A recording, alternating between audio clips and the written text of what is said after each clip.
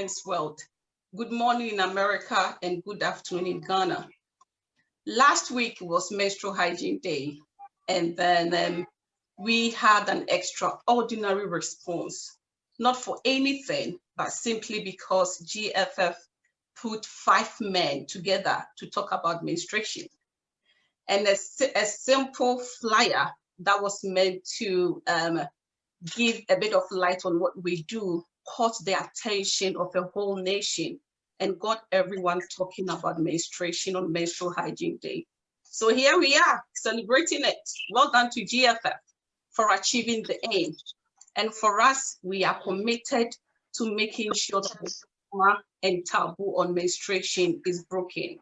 And we are making life on menstruation very bearable for the next generation ahead of us. So welcome once again to It's a Women's World.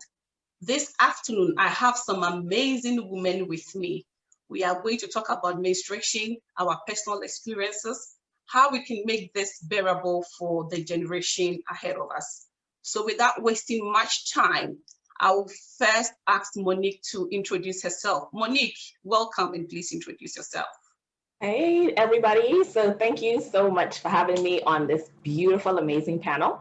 I'm Monique Russell. I live in Atlanta. I'm a mom, I'm a wife. I have 2 boys, and I run a global international training, coaching, and consultancy on communications effectiveness. So I teach people how to have positive and productive relationships at home and at work. And I'm excited to be here. Thank you. Nanekia, can you please introduce yourself? Okay, hello everybody. I'm Joycelyn Arthur. I'm also here in Atlanta, Georgia. I'm an HR professional, a mother of 3. A mother of 3, and I'm just passionate about this whole vision of GFF, and I'm here to have fun. Yeah, have fun indeed. Thank you. Linda. Linda, can you hear me? Yes, I can. Hello, everyone. My name is Linda Abanabafu. I am also based in Atlanta, and I am a public health professional. I work as a senior research scientist. My background is in public health, like I mentioned. And one of my great passions is health disparities.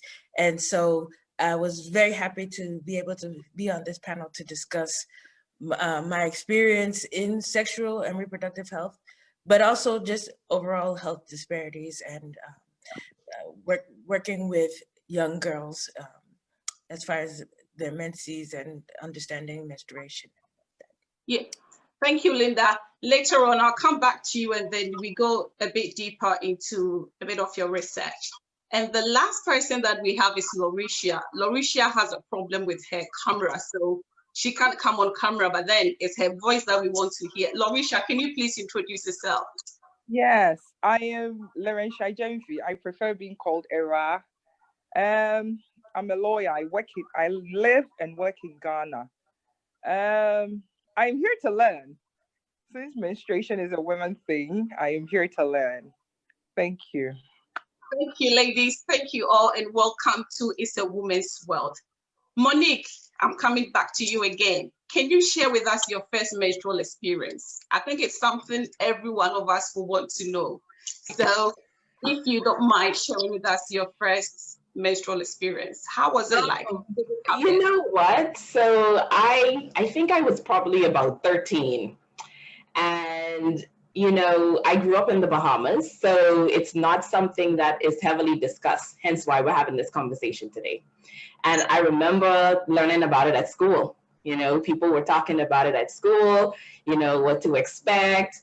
And then my colleagues, my friends started having their periods. And I was like, what's going on? Like, what happened to me? Like, you know, what's taking so long? So I was waiting in anticipation because other girls started having their periods. So it was almost like, you know, you're getting ready to grow up. But my mom talked to me. I asked her some questions and she just told me, you know, like whenever it's going to come, it's going to come. That's like pretty much the basic conversation that I had. And it was one day, and I was at home, I was watching TV, and suddenly like my stomach started to hurt. And so I was like, oh, something is not feeling right. Something is not feeling right. I went to the restroom, nothing. I came back, I sat down, watched TV, you know, still something just didn't feel right. And it was like, I almost knew that that was going to be the day that I was going to get my period. So later that evening, I went to the restroom, and obviously my period was there. And I was like, oh, I was so like, you know, excited. But it was like 3 hours later, and I was in so much pain. I was in so much pain. So my cycles have always been very painful for me. I was like, this, no, I don't want this thing. Like, I don't want this. So taking medicine has always been a part of my monthly journey. And when I got older and I was, you know, like in higher grades in high school, it just kind of became the norm that I knew that every month I'm going to have this type of meltdown episode. And the lady at the local clinic, she already knew I was coming for Baralgin pills. And, you know, so this is something that when it started, I was very excited. But as it progressed, I didn't look forward to it because it was a painful experience for me. So right from the start, from age 13, the experience wasn't pleasant. So then you go back and think, oh, is that what the girls were going through? How come no one told me about the cramps? Going back, do you think that if you had been told about the cramps and how to manage it, would it have made any difference to how you are managing it now? I think definitely it would make a difference because I would know what to expect. And then as I got older and I started learning more about my body, you know, people, you go along with the flow, right? You don't really question too much or investigate further. It wasn't until I went off to college and, you know, I met up with one of my good friends, and her experience was different. Her mother talked to her openly about her body and everything. So even when we had our conversations and I felt uncomfortable, she was like, oh, there's nothing to be uncomfortable about. There was nothing to be uncomfortable about. So when I went to go to get checkups at the doctor, I was able to use specific language about what was going on with my body. Not it hurt down there, not no down there. I'm having some pain in my vagina area. Yes, there's nothing wrong with using language because you remove the shame. You know, it's all of it is so connected to the way we view ourselves, the way we view our self-esteem, the way we show up with our relationships. I mean, we could go into that, but that's pretty much how my journey was. Great. Lauricia, I had a preview of speaking to you last night a bit about your story, and it looks directly opposite to what Monique experienced. Would you like to share yours? Yes. My first menstruation was at the age of 9 years. That was quite early. Yeah. 9 years. Yes, 9 years. Yeah. I was that young. So there was no prior discussion about it in my class or amongst my friends or anything because we were very young. So I remember that it was one morning, I was getting ready to go to school, and then it happened. There was no pain, nothing. All I saw was this, was it dark red blood? Let me put it that way. So I went to my mom. I told her about it, what I had seen. And she was like, now if you sleep with a man, you'll become pregnant. That was it. That was on it. So she helped me with a sanitary pad, and off I went to school. The whole day I was, how do I say it? I was conscious of myself. It didn't feel right. I didn't feel too good. I felt something as if something was draining, out of my body. There was no discussion about it. But one thing my mom taught me, I remember that I still do it. It's been how many years now? Almost 30 years. One thing I remember my mom teaching me was that I call it the menstrual cycle journaling. She Right. taught Okay. me. So She you gave got your education at a very early age. At 9 yes, years, you knew 9 how years. to calculate your cycle. Yes. So she gave me this book. I was always at the beginning of every cycle, she told me to write the date, when it started, when it ended, and my experience. So I have been doing it since, if I can give the date, I remember the date, it was 20th January, was it 1991? Okay. So That's I've been doing it. unbelievable, Mauricia, to remember Yes, the day that you had your yes. first I think it was 20th January. I'm not so sure. So I have been doing it till this very day. I write the date. What my experience, I write it down, and it's helped me. I know my cycle. When something is wrong, I know. So basically, that was the conversation we had. Write it down, write the dates down, and then write your experience. But we didn't really discuss us saying why I was having it, the all that about it. We didn't have any discussion. The only discussion was don't sleep with any man, otherwise you get pregnant. And then write it down. That was it. 2 things. Yeah. Okay, so when you talk about your experience, what experiences were you writing down? Was it how you felt or how people were relating to you, how it was affecting the schoolwork? Yes, how it was affecting me in school, the symptoms, how I felt. You know, sometimes I'll feel dizzy, sometimes I'll feel, I'll feel a bit feverish. Sometimes, you feel you have cramps, painful cramps sometimes. And then other times too, you're conscious of yourself. And I remember in JSS 3, JSS 1, I had this friend. During every menstrual cycle or every menstruation, she would sit by me. And then I'll tell her, I have my menses today. Back then, we used to call it period. Okay. Yes. My period today, please, you see, when I get up, let me know if I've soiled myself or not. So you can imagine the whole day, nothing sunk in school, nothing sunk. Because I was so concerned about, not soiling myself. That's it. So she would also, a good friend that she was, and we're still friends up to this date. So I'll get up and then she'll go like, it's okay. Yes. It was that bad. And I had a particular way of sitting. I wouldn't sit on my skirts. Mm-hmm. See, I'll lift the skirt a bit. Right. I think we all know that. Yes. I don't know if you've all experienced. That was what I used to do, so that I was so conscious of myself. So those were some of the experiences I had. I had painful menses, let me put it that way. Then I had a medical condition in 2008. Right. It was a hormonal thing. After that, it resolved. I never had painful menses, and I've never had painful menses since then. Yeah, so those are my experiences. How do you feel the involvement of your mom changed your menstrual experience? I know she taught you how to calculate your cycle even at 9 years, and then how to write down your experiences.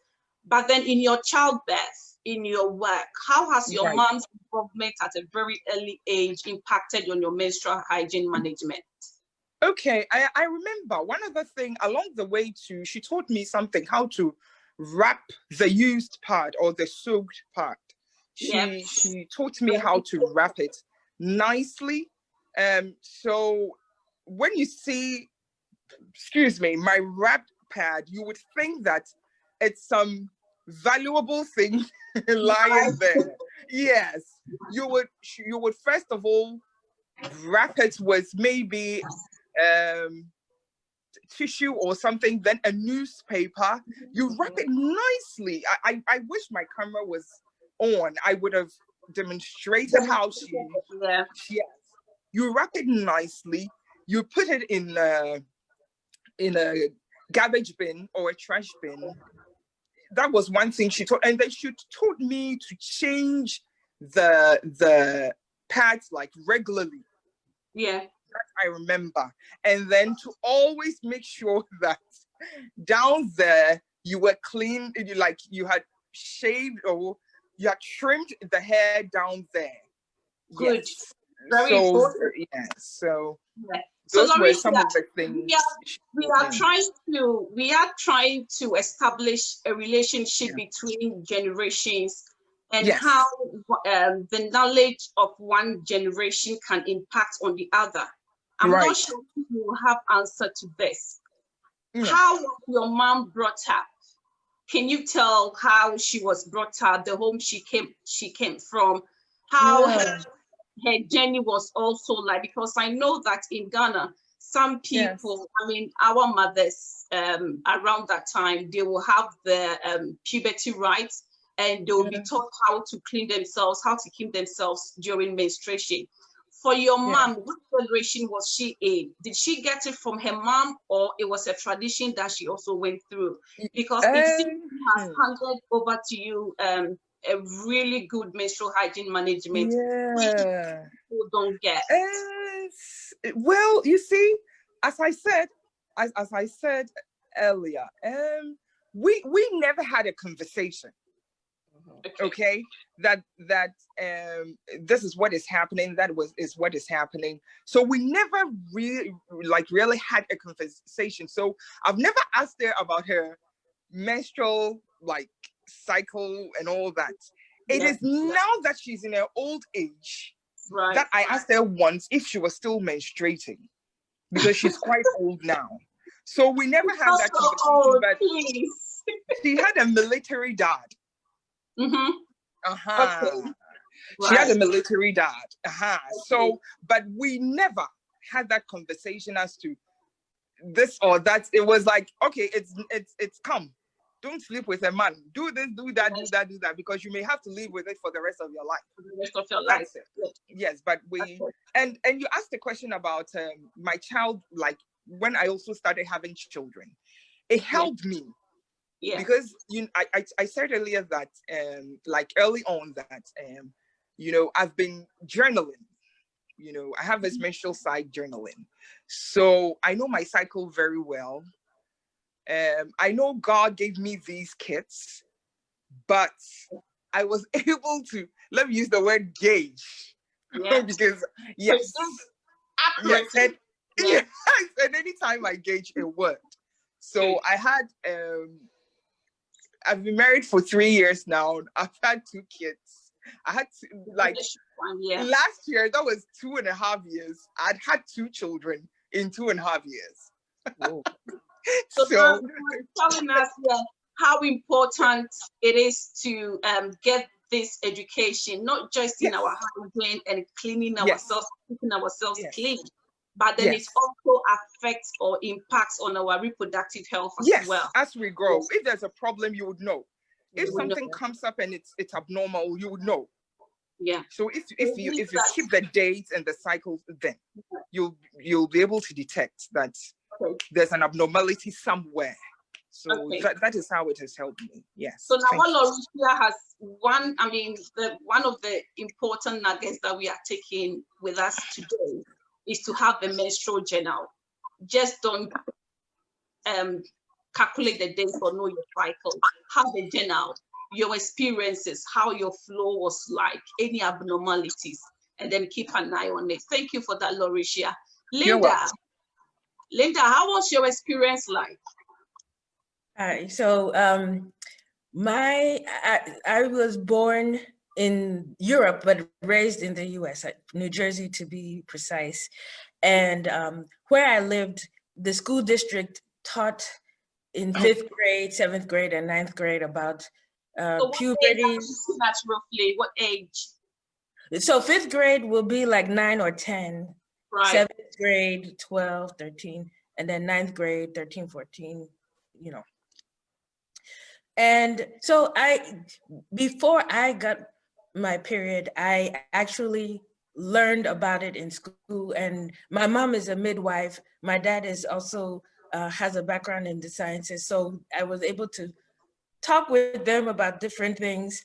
So, and I was very excited about, very much like what Monique mentioned, I was very excited about getting my period.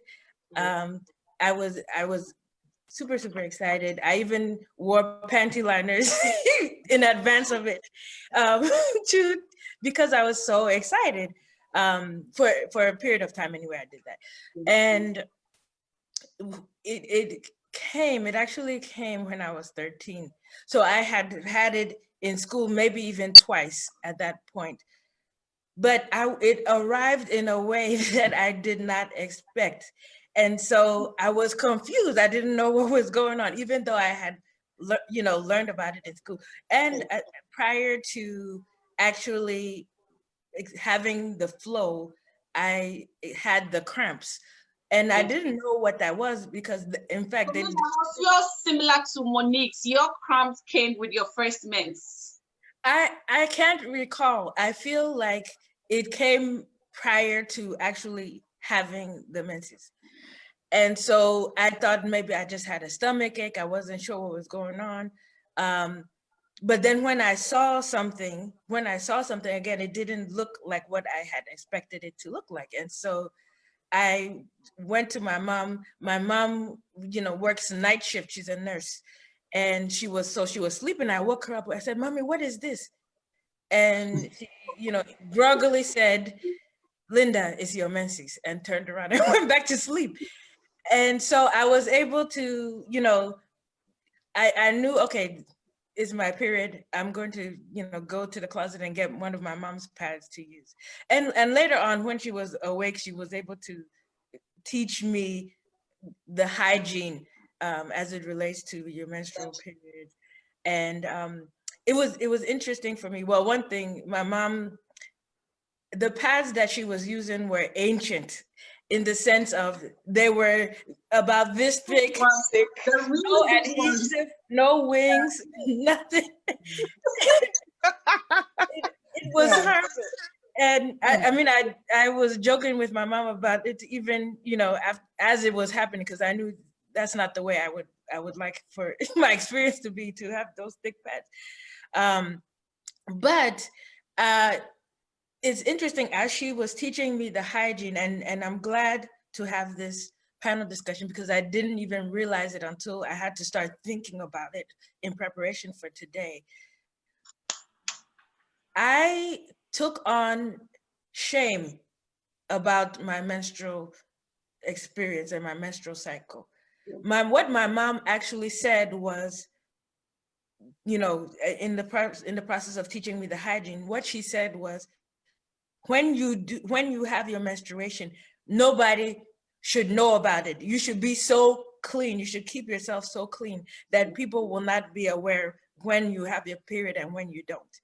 But I took it to mean you should be ashamed of your period. And that is not the message that my mom was sharing with me. That was something that I took on. And I know this because I've seen how my mom experiences her own menses, or what she had experienced her own.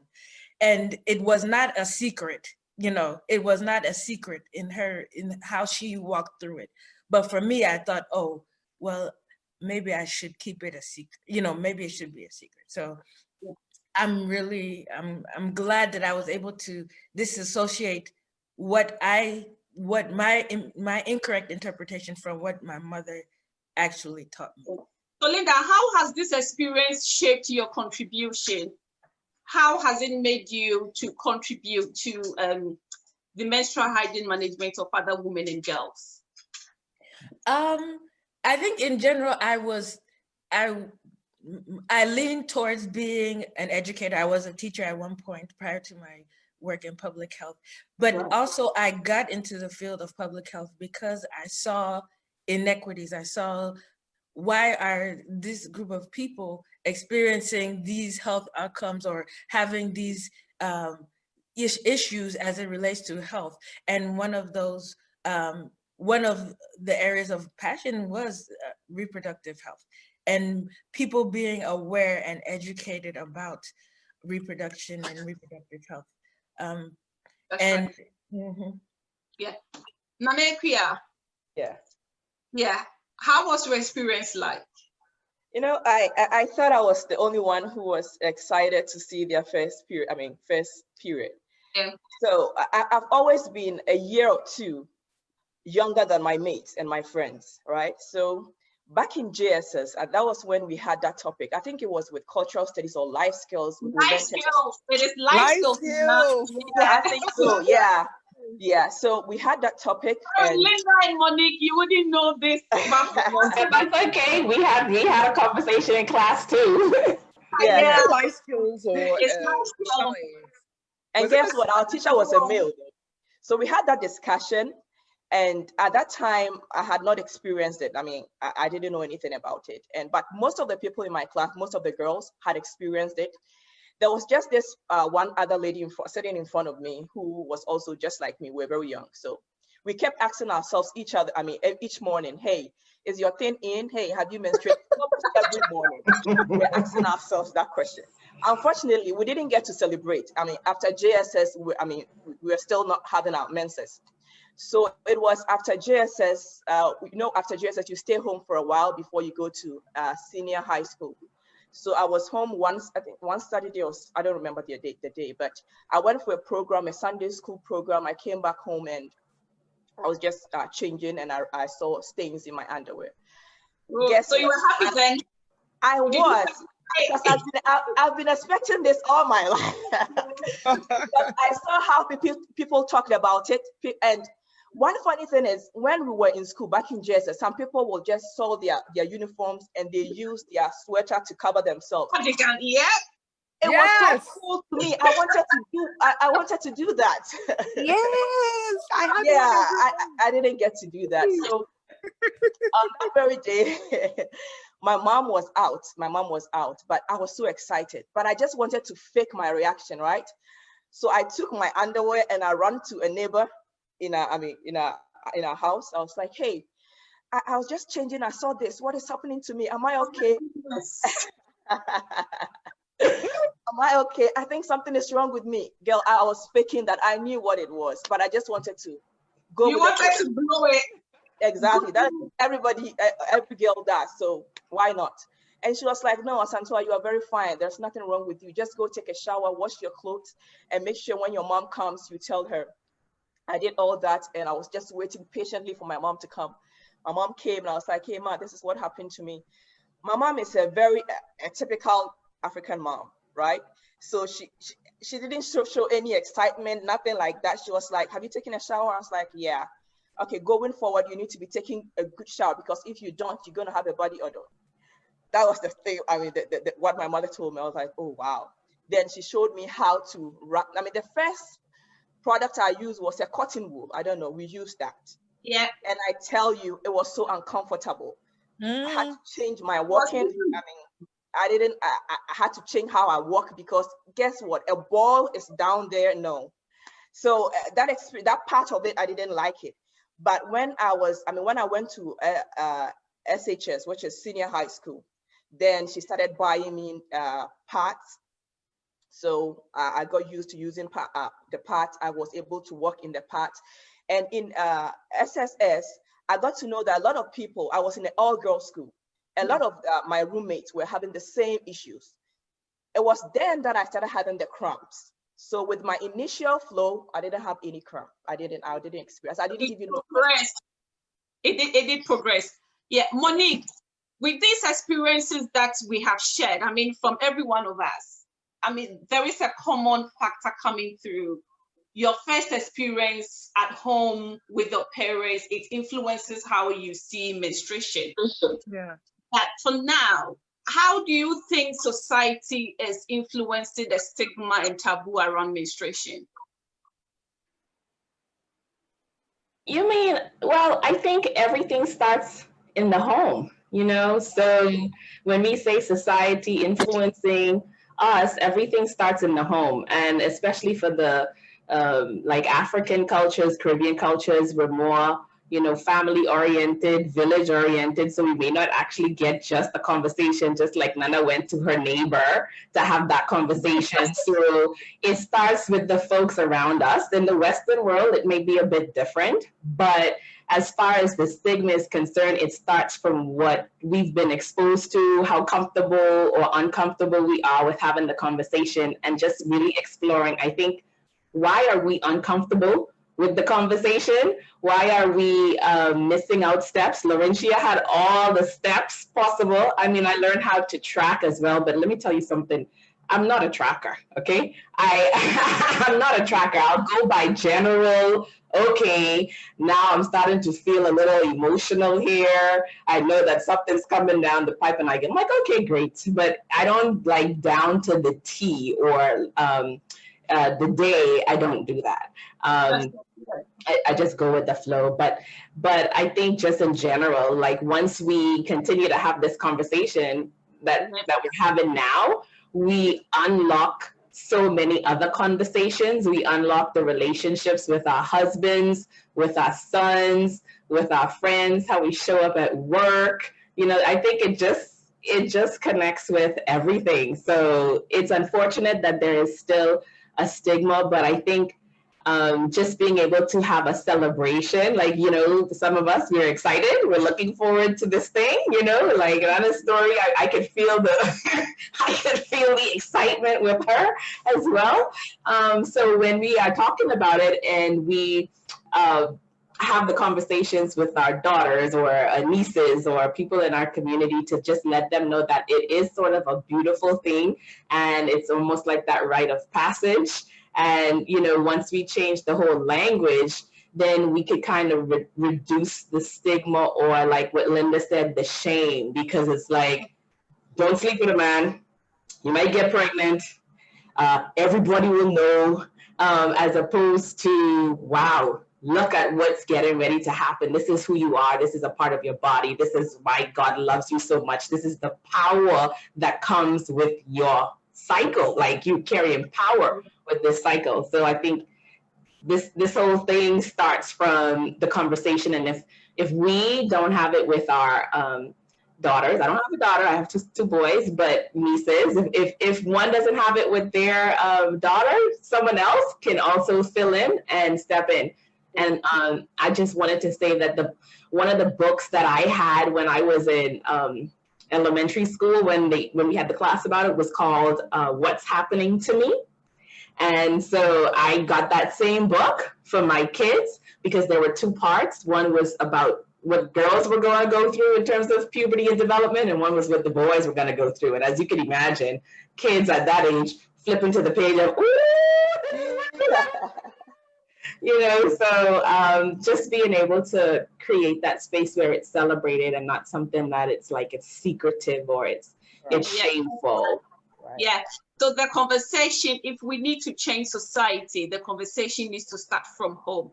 But Linda, can you share with us, why is it so difficult for women to talk about menstruation? I mean, from last week, some of the comments that I read took me aback, and it opened my eyes a lot to what women, the perception of other women on menstruation. Linda, why do you think it's so hard for women to talk about it? Why are we reluctant to talk about menstruation? I think, again, a lot of it might be shame. I know for me, it was shame. And I just think that there is, like what has been already mentioned, there's this stigma. We know, I mean, if I met a woman my age, I know she's having her period, but am I going to talk to her about it? No. And people just, I just don't, I don't know. To be honest with you, I don't know what is the underlying cause of the stigma. Do you think, Lauricia, I'll bring you in at this point. Do you think that women have become so used to menstruation that because we think it is normal, every month it comes, and so we are used to it, we are used to the stigma, we are used to the pain that we endure, so it's like a protected space, we don't want anyone to come in? Yeah. Well, let me also put it this way. Yeah. And before I go on, I just went through my many notebooks, and I realized that the first time was 19th January. Yes, Okay. it was 19th January. Okay, so let me go ahead. You have them with you. Still have them with you. Yes, I still have those ones. Oh my Wow. Wow. I still have a few in Kumasi because that's where I grew up. I still have a few in my bedroom in Kumasi. Yes, Wow. I have a few. Alicia, I think you need to publish those, and that can be a product for Girls Flow Free. Yeah. It becomes so part of me that wherever I am, when it happens and I don't readily have my book, I mark it on a calendar. So I have it in my office. I just mark it so that I'll remember when I get home. I'll just write it in the book. It's something. Let's go ahead. Do you know something? Tell us. You see, even with our husbands, I don't know how some women will take this. And I'm not talking about my husband in particular. I'm talking about men in general. Yeah. You see, even when a woman is menstruating or a wife is menstruating, the man goes like, what is coming out of you is dirty. Right. I can't touch you. I can't even sleep with you. Instead of empathizing with a woman, you know, instead of being with her every month, you know, getting to know her cycle. Some men are that good. The woman gets a bit moody. Oh, is that it's almost time, right? Yeah, it's the 20-something. Yeah, your menses is almost here. You know, Yes. some men are that good. Your menses is just here. Okay, do you have enough? Okay, go you know, and some men even make fun of you. Hey, it's that time of the month for mommy. Nobody should go near mommy. So, you know, that kind of thing. The man makes it a bit easy for you because he's with you every step of the way. He appreciates what you're going through. He accepts what you're going through. But when you live with a man, a brother, a friend who drums it in your ear that what comes out of you is dirty. Yeah. You are dirty at that time of the month. You're not supposed to cook. No man is supposed to touch you. You know, Sophia, you know what I'm talking about. You have done work on that. So if you keep drumming that into the woman's or to the young woman or to that lady or to that little girl's head, if you drum it into her head, it gets to a point, I will not let you know what's happening. I'll try as much as possible to not let you know. Yeah. Lauricia, you know what? Your statement is perfect because you know what? In marriage, communication and connecting with our partners is critical. And if we can't start with the conversation around what is happening to us as individuals, how can we even begin to talk about intimacy? How can we even begin to talk about sex life? I mean, the research is already there. It's proven that, you know what, these are areas that strengthen marriages, that strengthen relationships. But if we're talking about where this started from, we have to look at the beliefs that we have been influenced. And a lot of it comes from our religion. I mean, we have to look at the cultural and the religious influences that we are not good enough. We are not good enough. What if I tell you your nose, you know what? In the winter, when it rains, your nose twitches a certain way. That nose, when it rains, that dirty nose of yours. I don't want the rain because your nose is dirty. But here's the thing, that's a part of who you are. So just the fact that we're having this conversation right now, it shows us that we're not okay with the stigma. We're not okay with just being silenced. We are bringing these conversations out because if we can't even talk about something as simple as our period, how in the world can we talk about sexual abuse? How? I agree with you. Yeah, so which goes back to the point that women have gone into a kind of shell because it still goes back to the stigma, and it still goes back to how people around us treat us when we are on our menstruation. Yes, I Sophia, have a question though. You see, if you've noticed, I don't know if you know the statistics in Ghana, in rural Ghana, most of these girls don't go to school. Yep, very much aware of it. Yes, 5 days in a month, 7 days in a month, because of menstruation. And the boy child are true in other areas of the world as well. Yes, other area. Okay, you see, So if that happens, you know, look at the effect of that on the girl child.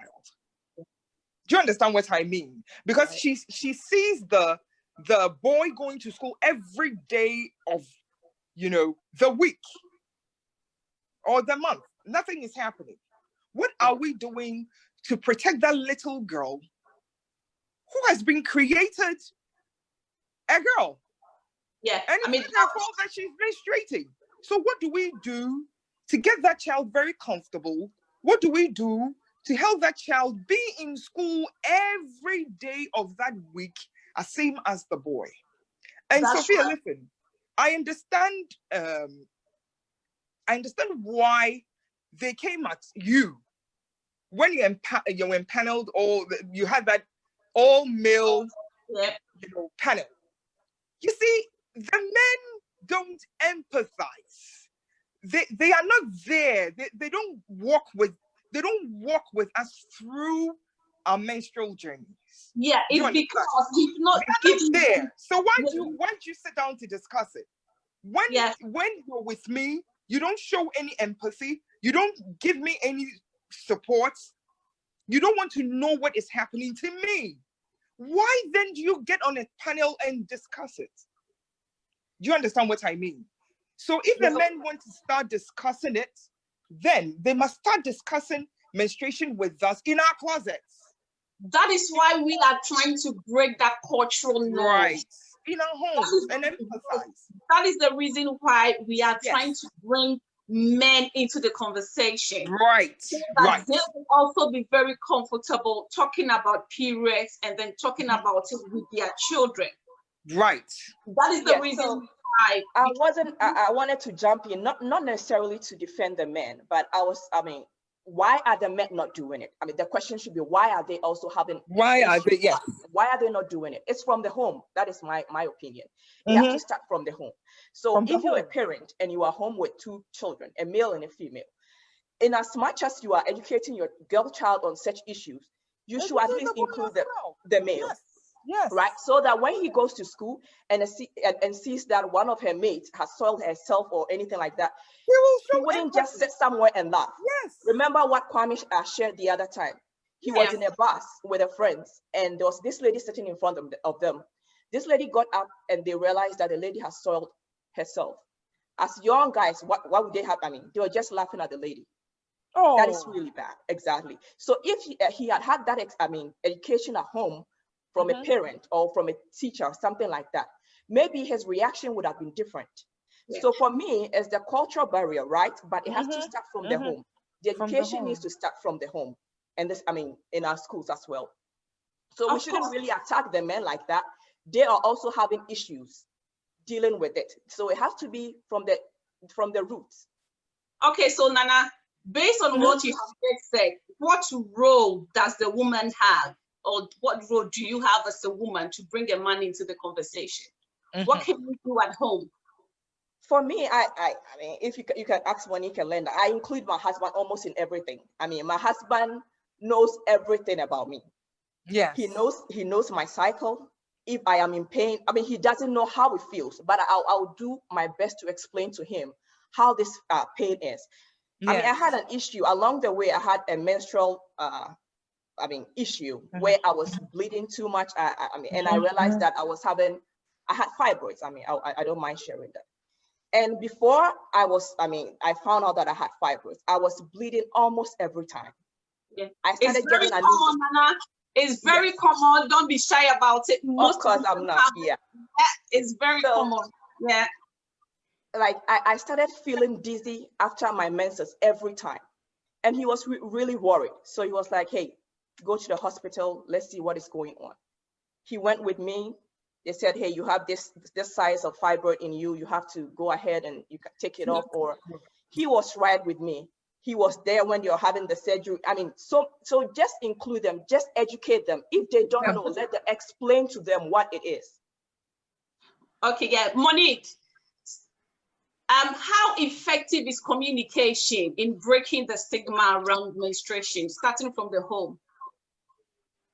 Communication is everything, but I mean, I would really want to hear Linda, follow up from Nana on the whole reproductive health portion, because, the communication is everything, but like, my question would be to Linda, how do we know if there is something that's going wrong? You're in this space, you're the expert, you know what I mean? I'll come back to Linda on that, but as a follow-up question to what Lauricia and then Nanekia have just said, it comes out that communication is really important, because if she was not confident in telling her husband what she was going through, obviously the husband wouldn't have known what she was going through to give her that kind of comfort and the needed support. And it's the same for what Lauricia said. If a woman guides and shares her menstrual journey or her menstrual experiences without bringing a man in, simply because she feels that the man is not interested, how would the man know what you're going through for him to support you? So can you let us know how important it is for us to communicate our feelings, our experiences? How can we do that? So I think it takes a village, right? From what we just was talking about today, I think the communication is on the responsibility of the community and society as a whole. We're not just individual or one part, because each of us will go through our own experiences and we may not have all the pieces to the puzzle. So having the education through some school or some education form or some organizations, having it through our family members, being able to talk about it as an adult, as a female adult, you can take the responsibility to say, you know what, I'm going to go deeper within myself and experience and look for ways of self-love, self-forgiveness, self-compassion, because when you have the self-love, everything else spills out of that. You are able to have conversations that seem difficult, and everything is interconnected. So you could be the most confident wife or mother, and your husband may not be receptive. So Nana, Leonard and Nana, they have a great relationship. They have that balance of communication. But what if you are in a relationship where your husband is not that receptive? You can still have that confidence within yourself, and you can still begin that conversation, but it's going to take an entire community and an entire village. If we isolate it just to what can we do, we work on ourselves. We definitely work on ourselves. We work on understanding why we behave the way we behave, why we show up in our life the way we show up in our life. Tell us a bit more about that. About what? How we behave the way we behave. Just about 2 minutes of it. Well, everything that we do is based on our childhood experiences. And I think like Linda, you could correct me on this, but is it at 14 or is it 13? By the age of, 8 years old, that your identity is being formed as a young person, as a child. So the beliefs, the values, the conscious behaviors, the unconscious behaviors are being passed down to you as a child, right? As an adult, you may be displaying behaviors that you pick up just through observation. More is caught than taught. We can tell our kids as much as we want, but they're going to watch us. We teach what we know. Don't be on the TV, don't be on the cell phone, don't yell, but we actually produce who we are. So if we see our kids yelling, if we see them on the cell phone, we are probably on the cell phone a lot too. And so just being able to explore, okay, what are some of my beliefs? Where did this come from? Why do I think this way? You know, I run workshops in a variety of segments for women. Sometimes men come into my workshops, but something as simple as self-promotion, the art of self-promotion, right? Where does that belief come from? How do we explore that? No, we're supposed to be humble. We're supposed to be modest. We're supposed to let someone else speak for us. So when I say why we behave the way we behave, we have to look at where our values and our beliefs come from. That's right. Well said. Thank you so much. So My now back pleasure. to what is the relationship between menstruation and then our reproductive health? Just a little bit into it. As far as what I'm trying to understand the question. What is the Nana mentioned about the fibroids and then the bleeding? So how can you use that to detect your menstrual health? Okay, well, I will say this. I am not a reproductive health expert. I am not a clinical expert. I think these things, there is some level of individuality in the sense of what is normal and what is not normal for you. And so, for example, Laurentia mentioned that she journals, and she has journaled since the start of her menses. And she indicated there that because she journaled and she knew herself, and she provided details as to what she was experiencing at each period, she was able to detect when something was not right. And I think if we are individually aware of our bodies and understand what is normal or abnormal for us, that's how we will be able to detect. You know, we should know, you know, when, you know, if everything is going well with us as far as our periods, our health, our what should I say? Our periods are coming every month as intended or as planned. We should know. Some people know even to the day when it's coming. Yes, so it all goes down to knowing yourself, and I think it's one of the things that is sticking out this afternoon in our conversation. Monique has mentioned it, Lauricia has mentioned it, and Linda has also made a very important point on that you cannot take for granted how well you need to know yourself as a woman. From your cycle to your self-confidence, how you feel within you, you need to know about yourself. Lauricia, so how have you managed your career with menstruation? How is it for you?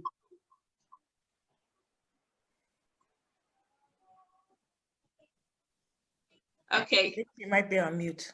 Okay, that's fine.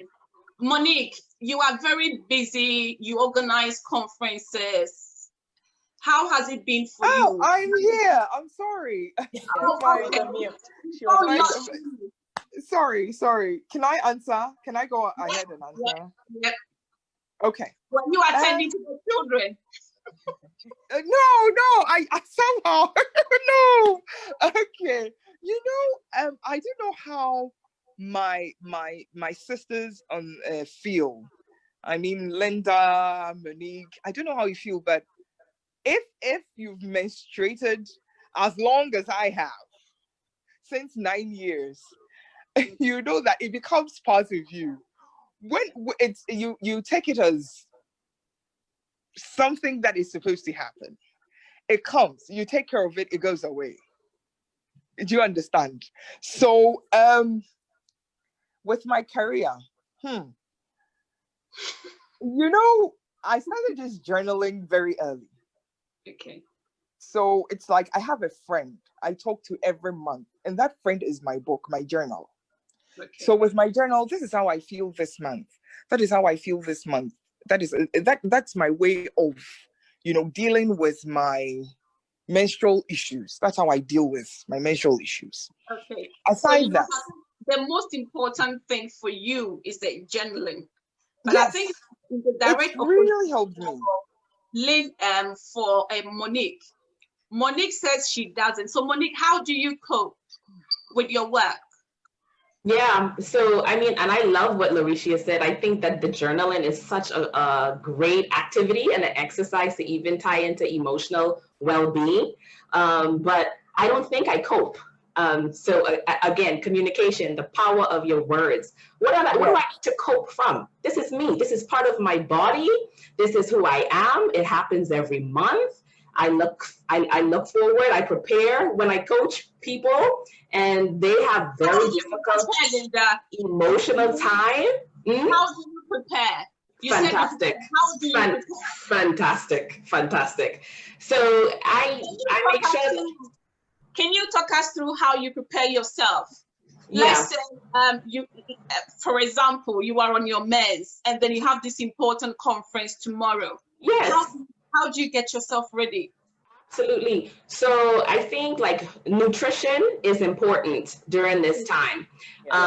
It's a hormonal shift. Yeah.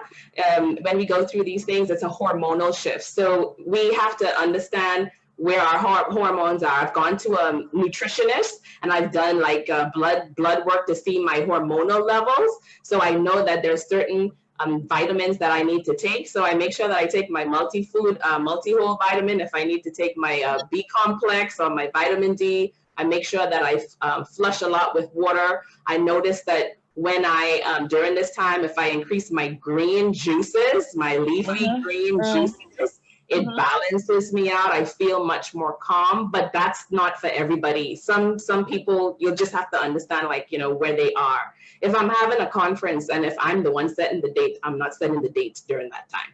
You know, of course. That's it. That's it. No. That's Yeah. right. No. Around that date. No, not for anything. No, you wouldn't.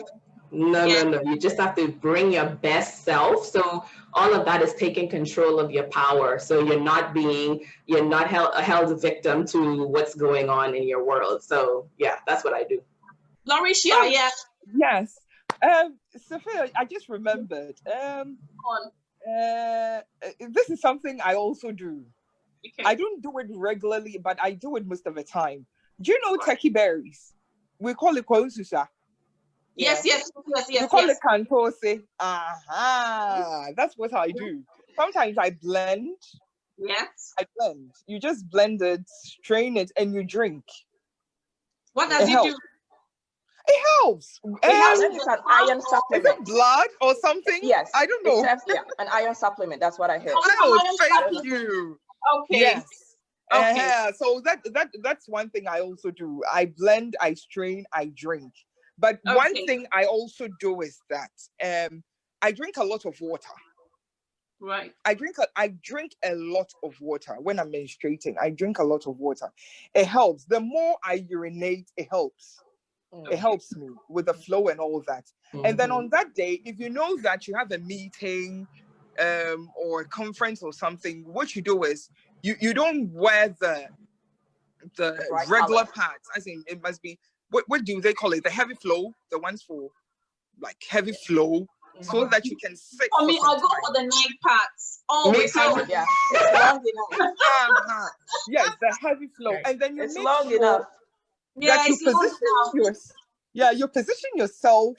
If it's a conference, you sit very close to where you can easily walk out.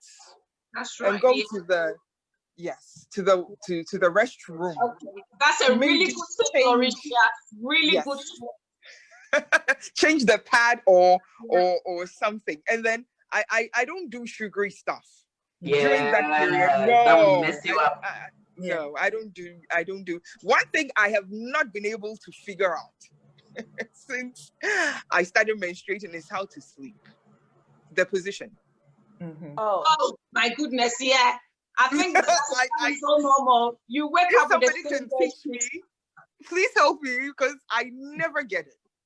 The first 2 days I don't sleep well because I don't get it. I don't know the position. I'm so conscious of it that. I give you a tip on that. Do you know what I do? And I learned this from my first break. I normally lay on my left. It's the safest side.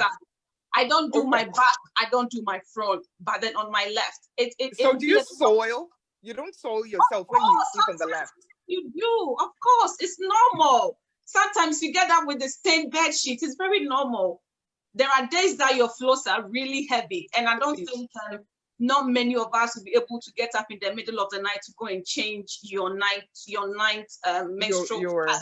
Yes, it's very normal. Yes. Let me share one other thing that helps me a lot. So a week before my period, if I try to walk more, like exercise my lower body, it helps me with my cramps. I don't experience the menstrual cramps as bad. And it's evidence-based, and it's one of the things that we teach the children when we go on outreach. Exercise. Oh, okay. Very effective. Oh, It's like improving. Yeah, exercises help.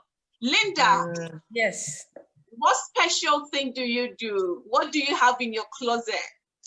Okay, so what I will say, I think for me, I wanted to address underlying issues. So as you know, from the start of my period, after a few months, I realized that I had very heavy flows and very strong cramps. Yeah. And there were, you know, I would go to the doctor. I was lucky enough to, you know, have a PCP throughout my time. And they would offer, you know, they would say, okay, well, you can take birth control pills, you can take, and I was so reluctant. Linda, hands on, why did they suggest birth control? Because it will, some birth control pills help lighten the flow and reduce the cramps. Okay, And I mean, this is one of the things that we'll be going in deeper with GFF clinicals. We'll be doing the clinical aspects of menstruation. Okay. Yeah, interesting things that we want to pick up and discuss it into details with the gynae. So that's what they said. I was very, very hesitant. And so I tried to manage myself. I did also use tampons. I've used menstrual cups. I've used pads. I sleep on my side, like you said, Sophia. But it came to a point one day, this was after I completed my master's degree and started my fellowship.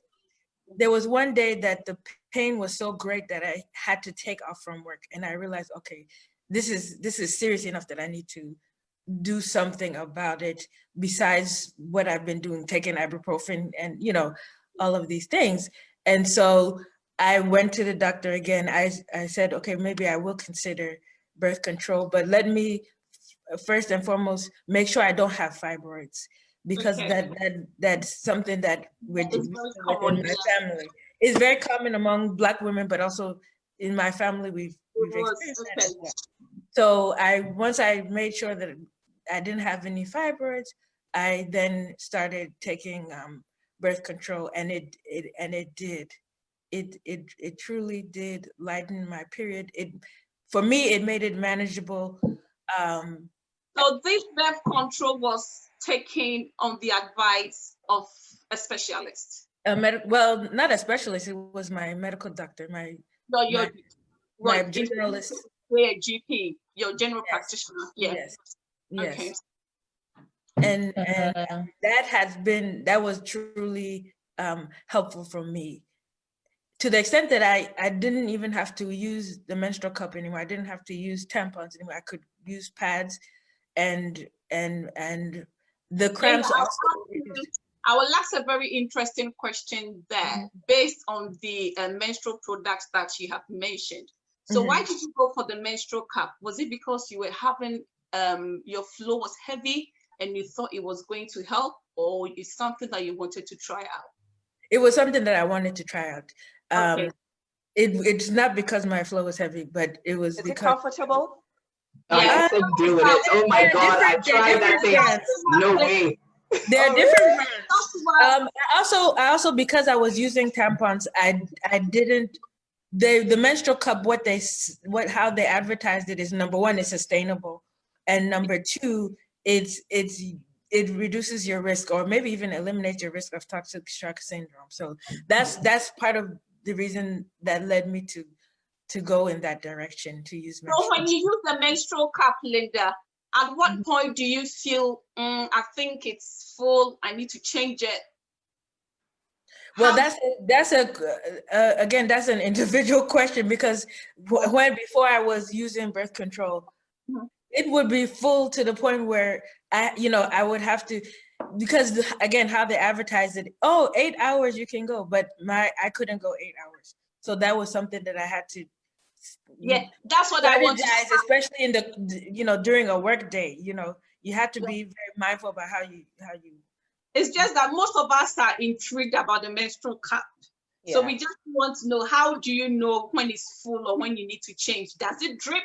Oh yeah, you will know because I never felt comfortable enough to use a menstrual cup without at least a panty liner or a pad. So you use both. I still use both, but and then you would know that it's full because, and if you inserted it properly, it should not leak. But so if that was the case and you see a leak, then that tells you okay.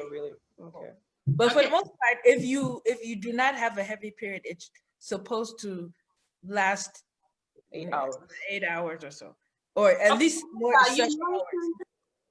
You mentioned that episode of having the heavy periods. Did you get any support from work?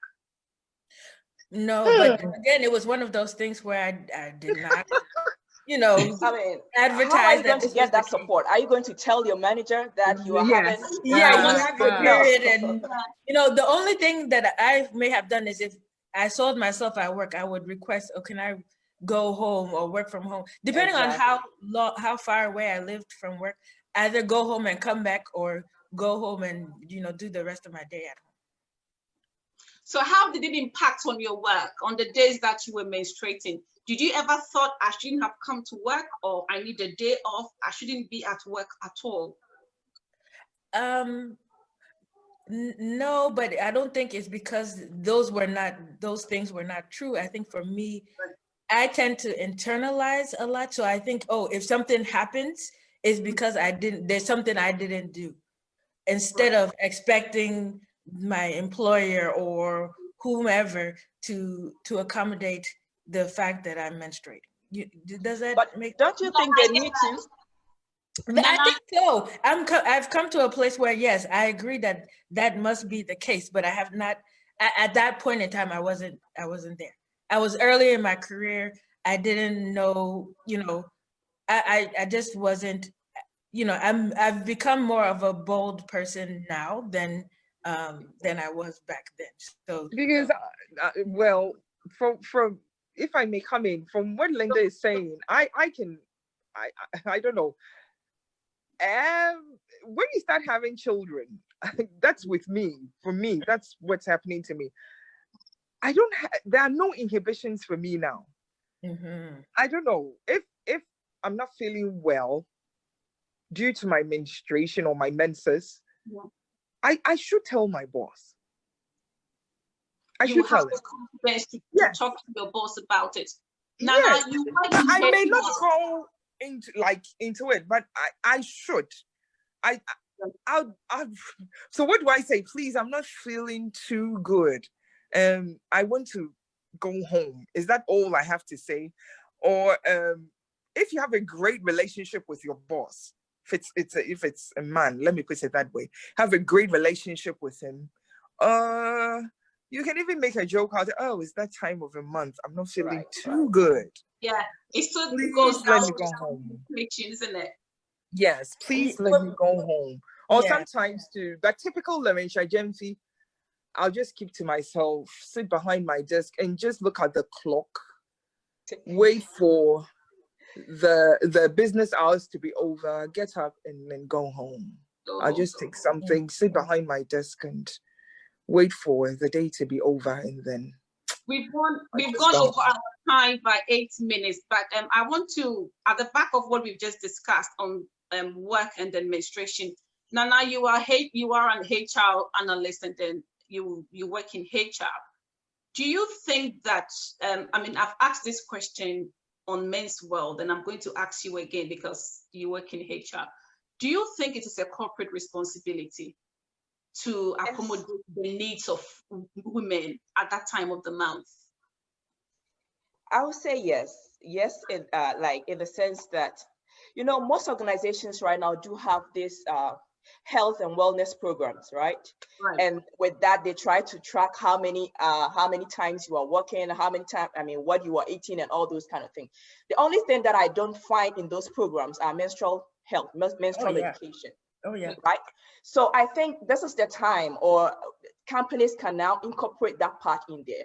Yes. And with that, it's going to help managers to be sensitive to their subordinates. Exactly. Right? Yeah. And I know we do have tampon dispensers in our restrooms, right? A lot of companies do have that. But what if I don't use that? Well, it's a good step though, but I think they need to do more. They can do better. But these tampons are not free.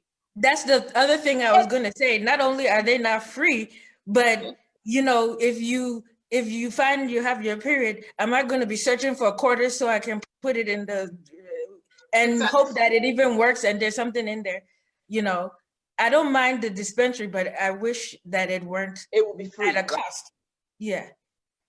And have a variety of menstrual products, not just tampons, not just light day pads, different. Yeah. Okay. Yeah. So they do have that responsibility towards us as employees. They do. Okay. So we've overgone our time by 10 minutes. I think we will stay on for another 10 minutes. I will start with Monique. How will you encourage women to undo this stigma around menstruation and be themselves? Just make a decision. Now that we have information and we are empowered with information, so organizations like this, Girls Flow Free, when you guys are putting out information and you have panel conversations like this being recorded, I think once we are able to be exposed to new information, we just are now empowered to make a decision. So make a decision to say, okay, now I'm going to explore more about myself and my own cycle, my flow, the time, how I feel, what I notice. I'll make a decision to exercise more, to maybe have more vitamin intake. So I think once we have the conversation and we're exposed and we have the awareness, we're now empowered to have a different choice or make a decision. So the first step is just deciding to go ahead and get additional information. And that can be scheduling an appointment with your gynecologist or your primary care physician to kind of learn more about your body. I would also say in terms of the language that you use, because it does influence how we perceive things, so there's a lot of unconscious things hidden in our language. And even in different cultural. Say a bit more about the language, because I'm very much particular about people using euphemisms in menstruation. So instead of saying it's that time of the month, or instead of saying she's crossing the Red Sea, just say that I'm on my period. Exactly. I wanted to mention that. I'm sorry to cut. I hate those words. I hate those codes. Come on, Nana. Imagine someone telling you are the Kotoko field players. Kotoko players on the field. It's so irritating. Yeah, Monique and Linda, you might not get that. So Kotoko is a soccer team in Ghana, right? And their color is red, right? So a lot of males and females use that code. Like they'll ask you, are the Kotoko players in town or are they on the field? Meaning that are you having your menses? It's so irritating. Why would you use that? Yeah. So a bit more on the language. So I think, you know what? I think that's so funny.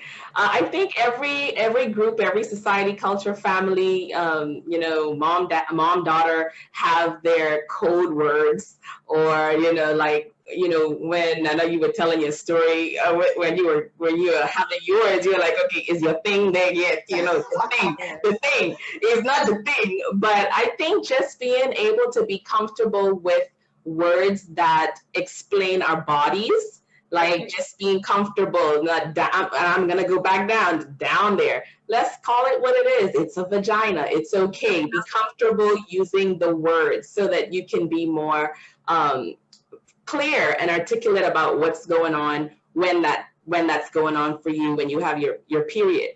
How you express what happens. So I noticed several of us on the panel, you use the phrase, and it may be cultural, I soil myself. And so if you looked at I, and when Linda was talking about internalizing and, you know, feeling shame, a lot of the language that we use, it embeds that we are taking responsibility for doing something bad to ourselves. I soiled myself.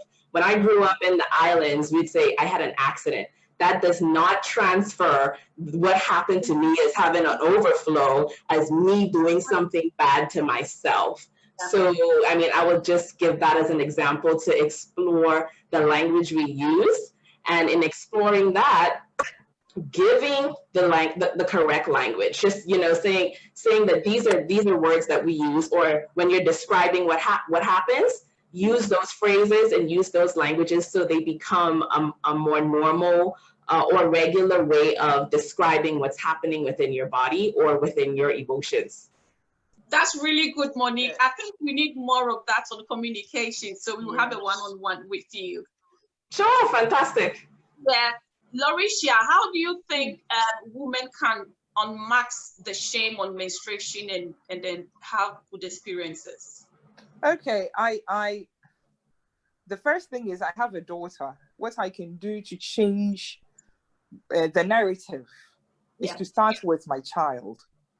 When she's there, maybe what my mom did with me, I don't think I would want to do that with her. From what I've learned from everyone today, I would want to sit her down, talk to her about it, and make it very comfortable for her to come to me whenever she has questions, she has, you know, issues with her menstrual cycle and all that. And then I have a son too. I have to involve him, let him know what is happening to the sister or to other women around or ladies around or something, to let him know that menstruation is something that is part of the female. It's something that she's not supposed to be ashamed of. It's something that is part of her, just like she eats, she drinks, she does everything. So that I may start from my little corner, and if we, the ladies here, if we all start with our daughters, with our nieces and all that, with time things will change. Yes. With time things will change. We can change the narrative for the next generation. Yes, so I'll start with my daughter. One of the quotes that I shared on our page, and this was a quote that Michelle did, one of the statements that she made, that changing cultural and societal attitudes should start from home. So when we start talking to our children at home, then it goes on to have ripple effects on the larger society. Nanekia. Yes. So first of all, I mean, we have to encourage ourselves as women and like Lauricia said, teach our children. Menstruation is blood. Blood stings. Blood can be messy. And as long as we teach them how to keep themselves clean, how to take good care of their diet, all those things, that helps. We shouldn't be ashamed of the process. We shouldn't be ashamed of the process. The fact that we are able to have this flow and still multitask shows that we are powerful. We are powerful. So we should be proud of ourselves as women. That's it. And that's where it's one of the things I've been thinking about deeply lately, that menstruation is not normal. It's not. I think it's been underrated. It's not. Menstruation is magical. To think that a woman will bleed for 5 to 7 days and not collapse and still go about her normal duty, and you call it normal, it's not. It is a frequent occurrence. Yes, I agree with that.